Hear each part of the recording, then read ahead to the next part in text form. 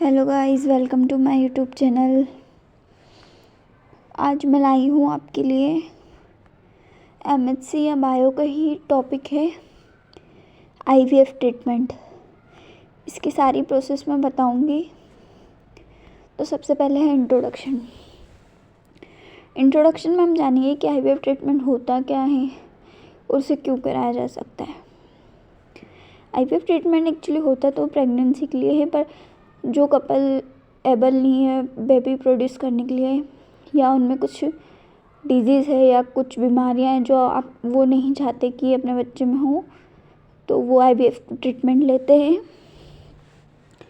The term in vitro refers to outside of the body and the term fertilisation states to the condition where sperm has attached to and enter the egg.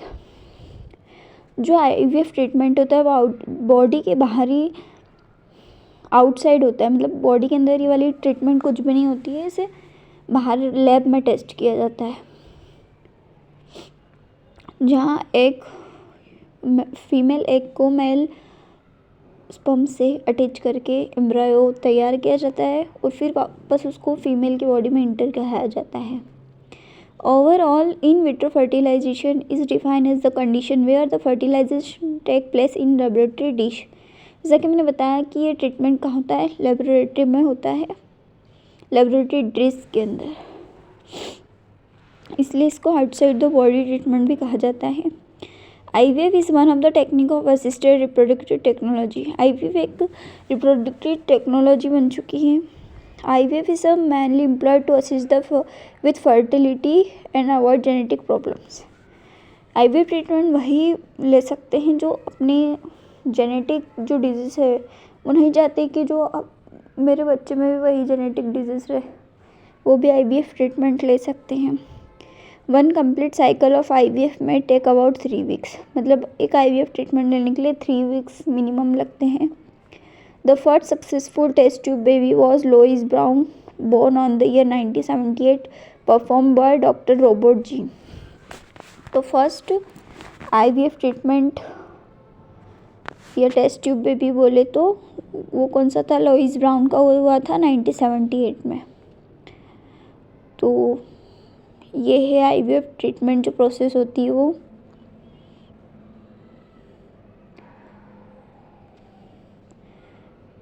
इसकी 5 stage होती है, मतलब step by step होता है ये भी। The IVF compromise of basic 5 step they are listed as follows.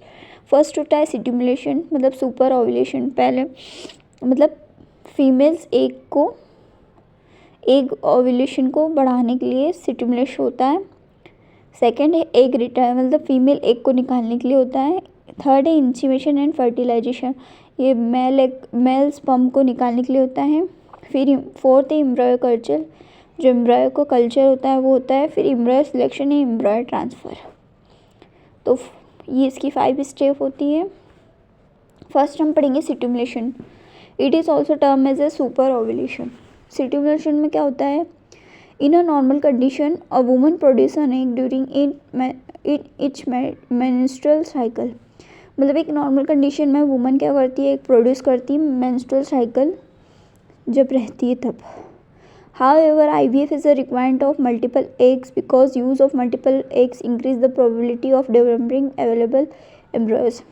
तो IVF treatment के लिए मल्टीपल एग यानी बहुत सारे एग की ज़रूरत होती है, जिससे क्या होती है, एम्ब्रॉय डेवलपमेंट जल्दी होता है। तो जब एग ज़्यादा चाहिए रहेंगे तो उसके लिए फर्टिलिटी ड्रग्स दिया जाता है। तो fertility drugs are prescribe to the woman so that the egg produce boost up, मतलब जल्दी से जल्दी एग प्रोड्यूस करने के लिए फर्टिलिटी ड्रग्स दिए जाते हैं वुमेन्स को। The fertility drugs consist of exogenous gonadotropins. तो फर्टिलिटी ड्रग्स में क्या होता है, एक्सोजीनस गोनाडोट्रोपिन होता है जो वुमन में एग प्रोड्यूस करने के लिए दिया जाता है। During this step, females are required undergo transvaginal ultrasound and blood test to check hormone level। तो इस स्टेप में फीमेल्स को रिक्वायर्ड की जाती है कि वो ट्रांसवेजाइनल अल्ट्रासाउंड कराए, ब्लड टेस्ट करवाए, जो हार्मोनल इम्बैलेंस के लिए किया जाता है। मतलब चेक करने के लिए किया जाता है। फिर the stimulation of ovary can be perform by 2 major protocols. तो जो स्टिमुलेशन ऑफ ओवरी होता है वो 2 प्रोटोकॉल से फॉलो किया जाता है या परफॉर्म किया जाता है, जो कि लेंदी होती है, शॉर्ट प्रोटोकॉल होती है, ठीक है। सेकेंड होती है egg retrieval. It is also term as a follicular aspiration. तो मतलब एग रिट्रीवल्स फीमेल के अंडाशय से अंडे को बाहर निकालना। It is a minor surgery perform from the removal of egg from the body of women's body. जैसा कि मैंने बताया, इसमें एग निकाले जाते हैं वुमेन्स की बॉडी में से। In the process the woman given anaesthesia priority to surgery. मतलब इसमें फीमेल को एनेस्थीसिया दिया जाता है ताकि उसको दर्द का अनुभव ना हो। तो generally 10 to 30 eggs are remove. मतलब 10 से 30 एग को बाहर निकाला जाता है। थर्ड स्टेप है इंसीमेशन and fertilisation.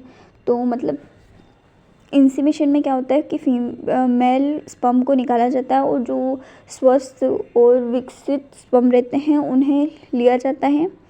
The best quality of embryo that are potential of successful pregnancy are selected. मतलब क्या होता है, थर्ड में सक्सेसफुल प्रेगनेंसी के लिए फ्रेश मतलब डेवलपमेंट एग्स, अच्छे वाले एग्स और फीमेल के स्पर्म लिए जाते हैं।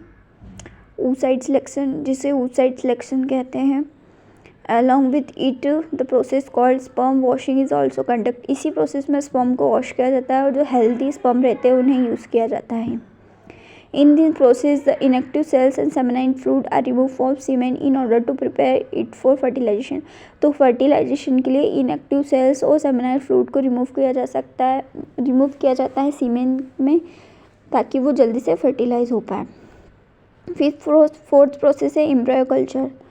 फिर आफ्टर द फर्टिलाइजेशन मतलब एग के फर्टिलाइज होने के बाद 6 to 8 cell stage embryo culture usually 3 day after retrieval. मतलब 6 से 8 सेल स्टेज हो जाती है, एम्ब्रायो बन जाता है। उसके 3 दिन मतलब मतलब एग निकालने के 3 दिन बाद जब फर्टिलाइज होता है एम्ब्रायो कल्चर होता है। Embryo culture can be perform either in artificial culture medium in autologous endometrial co culture. Embryo culture में क्या होता है, जब ब्लास्टो स्टेज तक एम्ब्रायो पहुंच जाता है, जब एम्ब्रायो फर्टिलाइज हो जाता है अच्छे से, और जो फर्स्ट स्टेज रहती है उसकी ब्लास्टोकोइल स्टेज जब विकसित होती है या फिर डेवलपमेंट दिखने लग जाता है, तब उसे लैब से बाहर निकाल जाता है। फिर embryo selection on the basis of the number of cell, evenness, growth and degree of fermentation embryo are graded by एम्ब्रोलॉजिस्ट।